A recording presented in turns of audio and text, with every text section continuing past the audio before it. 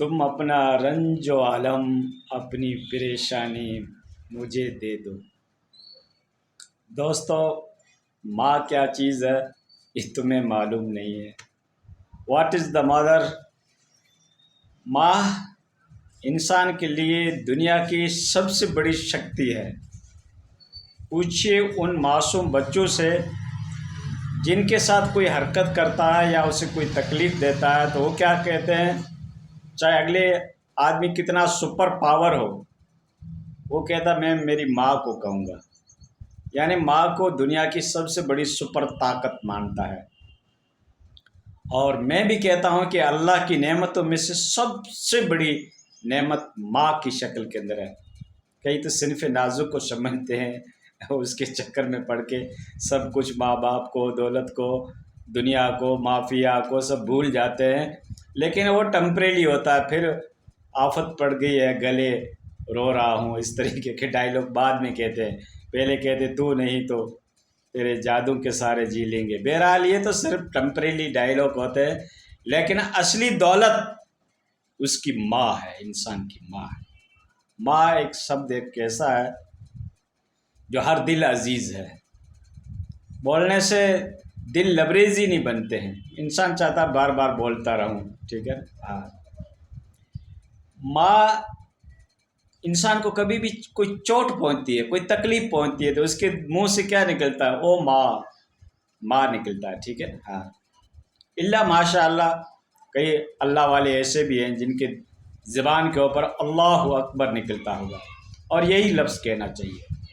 لیکن دوستو، ماں جو ہے تجھے بھلانا تو چاہا لیکن بھلا نہ پائی۔ جن کی مائیں اس دنیا سے رخصت ہو گئی ہے ان کو پتہ ہے کہ ماں کے فراق کا، تنہائی کا، جدائی کا کیا درد ہوتا ہے، ٹھیک ہے۔ انسان پہلے اس کی قدر و قیمت کو نہیں سمجھتا۔ کئی نافرمان اولاد تو ایسی ہے کہ ماں باپ کو گالیاں دیتی ہے، ماں باپ کا سامنا کرتی ہے، لیکن بچے کو اگر کوئی چوٹ پہنچتی ہے تو ماں کیا کہتی ہے؟ تمہارا رنج و الم، تمہاری پریشانی مجھے دے دو۔ یا اللہ میرے بچے کو تکلیف نہ آئے، یہ تکلیفیں میں برداشت کر لوں گی۔ اور جب تم چھوٹے تھے، ماں اپنے ہاتھوں کے اوپر کھیلاتی تھی اور تم اگر مستی میں بھی روتے تھے تو تمہاری ماں کبھی مولانا کے پاس، کبھی ڈاکٹر کے پاس لے کے جاتی تھی کہ دیکھو اس کو، میرے بچے کو کیا ہو گیا۔ آپ مستی میں رو رہے تھے لیکن ماں باپ بے چین ہو کر اٹھتے تھے، ان کی نیندیں حرام ہو جاتی تھی۔ اگر کوئی کپڑا گیلا ہو جاتا، کوئی بستر گیلا ہو جاتا تو ماں گیلے بستر پہ سو جاتی تھی، اپنے بچے کو سوکھی جگہ سلایا کرتی تھی۔ یہ ہے ماں کے احسانات۔ 9 مہینے تک بچے کا وزن اپنے سینے میں اٹھائے ہوئے گھومتی رہتی تھی، اور تھوڑی دیر کے لیے ماں سے اگر بچہ جدا ہو جاتا ہے تو کتنے وسوسے، کتنے خطرات، کتنے ڈاؤٹ، کتنی تھاؤٹ اس کے اوپر چھا جاتی ہے کہ نہ جانے میرے بچے کے ساتھ کیا ہوا، کیسے ہوا۔ اس طریقے کے خیالات، وسوسائس اس کے دل میں پیدا ہو جاتے ہیں۔ ایک گھڑی کے لیے بچہ، اگر معصوم بچہ ماں سے جدا ہو جاتا ہے تو کتنی شفقت اللہ نے رکھی ہے، کتنی رحم دلی رکھی ہے، کتنی ایک دیا کا سمندر بنایا ہے ماں کو اپنے بچے کے لیے۔ اور بچہ بھی جب کسی کشٹ میں ہوتا ہے تو اپنی ماں یاد آتی ہے۔ کہتے ہیں تیری ماں یاد دلا دوں گا، یا تیری نانی یاد دلا دوں گا، ڈائیلاگ بھی آپ نے سنا ہے۔ سکھ میں سانگی بھلا، دکھ میں ماں، متھے آیو گھا، یاد پڑنا بھا۔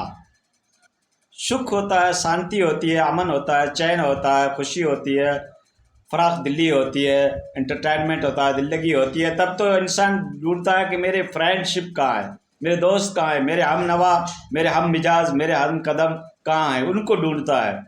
اور جب اس کے اوپر کوئی سنکٹ، کوئی کرائسس، کوئی مصائب، کوئی پریشانی آتی ہے تو بے ساختہ اس کے منہ سے نکلتا ہے ماں۔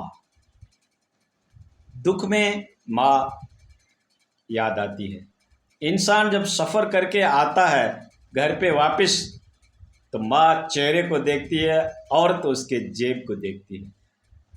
ماں یہ دیکھتی ہے کہ میرا بچہ کہیں پریشان ہو کے تو نہیں آیا ہے، چاہے وہ کتنا بڑا ہو۔ اور اس کی گھر والی اس کے جیب کی طرف دیکھتی ہے، جس کے اوپر وہ جان دینے کے لیے تیار ہے، اور اس کی خاطر اس نے ماں باپ کو تکلیفیں دے رکھی ہے، تو وہ جیب کی طرف دیکھتی ہے اور وہ چہرے کی طرف دیکھتی ہے۔ اتنا فرق ہے ماں اور گھر والی کے اندر۔ ہر ایک کا اپنا اپنا حقوق ہے، لیکن دوستو ماں تو ماں ہوتی ہے۔ حدیث کے اندر کہا گیا ہے کہ ماں کے پیروں تلے جنت ہے اور باپ جنت کا دروازہ ہے۔ ظاہر بات ہے ماں باپ کی ہم خدمت کریں گے تو ہی جنت کا حصول ہوگا۔ جب ماں کے پیروں تلے جنت آ گئی تو دنیا کے اندر سب سے بڑی دولت کون سی کہلائے گی، اور دنیا میں سب سے بڑی نعمت کون سی کہلائے گی؟ میرا نعمت کا دعویٰ کرنا صحیح ہے نا؟ جب آپ ماں باپ کی خدمت کر کے آپ جنت کو حاصل کر سکتے ہو، جنت کو ریسیو کر سکتے ہو، جنت کی اپروچ کو حاصل کر سکتے ہو، تو سب سے بڑی چیز کیا ہوئی؟ ماں ہوئی۔ ماں کی وجہ سے آپ نے جنت کو حاصل کر لیا، جن کے سامنے ساری دولتیں، ساری فیسلٹیز، سارے مرتبے، سارے پد، سارا بزنس، سارا دھندا اس کے آگے فیل ہے، کیونکہ جنت کے اندر تو بے شمار نعمتیں اور جن کو حوادث بھی لائق نہیں، کنٹینیوٹلی چلتی رہے گی۔ آپ کی منشا کے پیچھے وہ چیز وجود میں آ جائے گی۔ آپ نے خیال کیا کہ مجھے کیلا کھانا ہے، آپ کے خیال کے ساتھ کیلا آ گیا۔ آپ کی یہ تمنا تھی کہ مجھے ایک سونے کا ایکسٹرا میل مل جائے، آپ کی تمنا کے ساتھ وہ سمجھو کن فیکن ہو گیا، وہ حاضر ہو جائے گا۔ تو ہر انچا آپ کی جنت میں پوری کی جائے گی، اور اس انچا کا باعث ہے آپ کی ماں۔ ماں ماں اس کی خدمت کرو، اس کی سیوا کرو، اس کا دل جیتنے کی کوشش کرو، ٹھیک ہے نا؟ ماں کتنا بھی اولاد ظالم ہو، اتیاچاری ہو، بدکار ہو، لیکن ماں کے دل سے کبھی یہی نہیں نکلے گا کہ میرے بیٹے کو کوئی دکھ ہو جائے۔ بظاہر تو گالیاں دے دے گی، لیکن دل اس کا گواہی نہیں دے گا کہ یہ میرے بچے کے ساتھ ذرا برابر بھی کوئی تکلیف ہو۔ اگر آپ کو اس کو پریکٹیکل دیکھنا ہے تو اولاد چاہے اس کی کتنی نافرمان ہو، لیکن اگر کوئی دور رہتی ہے اور اس کے بارے میں تم آ کے اس کو حوادث کی یا اس کے ساتھ کوئی تکلیف کی خبر ماں کو پہنچاؤ، دیکھو ماں کے دل پہ کیا گزرتا ہے، جبکہ بچہ اس کی بالکل پرواہ نہیں کرتا تھا، لیکن ماں کے دل کے اندر پھر بھی احساس رہتا ہے۔ تو دوستو میں تو جب یہ شعر سنتا ہوں تو ماں کے اوپر فٹ کرتا ہوں، تم اپنا رنج و الم، اپنی پریشانی مجھے دے دو۔ ماں یہی کہتی ہے کہ میرے بیٹے کے اوپر پریشانی نہیں آنی چاہیے، وہ ساری پریشانیاں جو ہے میں برداشت کرنے کے لیے تیار ہوں۔ یہ تمہاری محبوبہ نہیں کہے گی،